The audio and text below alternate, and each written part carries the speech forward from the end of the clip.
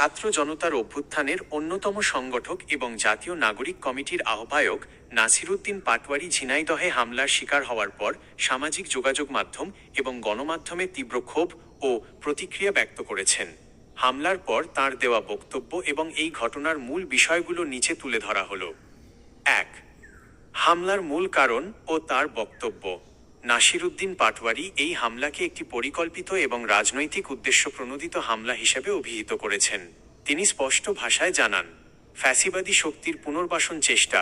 তিনি বলেন, যারা জুলাই আগস্টের গণ অভ্যুত্থানকে মেনে নিতে পারেনি, সেই পতিত স্বৈরাচারের দোসর এবং একটি নির্দিষ্ট রাজনৈতিক গোষ্ঠী এই হামলা চালিয়েছে।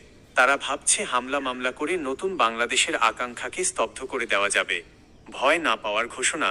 তিনি স্পষ্ট করে বলেন, রক্ত দিয়ে আমরা এই দেশ স্বাধীন করেছি, ফ্যাসিবাদমুক্ত করেছি। ২-৪টা হামলায় নাসিরুদ্দিন পাটোয়ারি বা জাতীয় নাগরিক কমিটি পিছু হটবে না। জনগণকে সতর্ক থাকার আহ্বান। তিনি দেশের ছাত্র জনতাকে ঐক্যবদ্ধ থাকার এবং যে কোনো ধরনের উস্কানি বা ফ্যাসিবাদের পুনর্বাসনের চেষ্টার বিরুদ্ধে কঠোর প্রতিরোধ গড়ে তোলার আহ্বান জানান। ২. ঘটনার প্রেক্ষাপট। ঝিনাইদহে কী ঘটেছিল?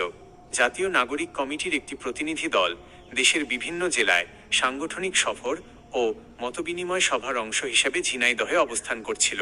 সফরকালে একদল দুর্বৃত্ত লাঠিসোঁটা এবং দেশীয় অস্ত্র নিয়ে আকস্মিকভাবে নাসিরুদ্দিন পাটোয়ারি ও তাঁর সঙ্গে থাকা নেতাকর্মীদের ওপর হামলা চালায়।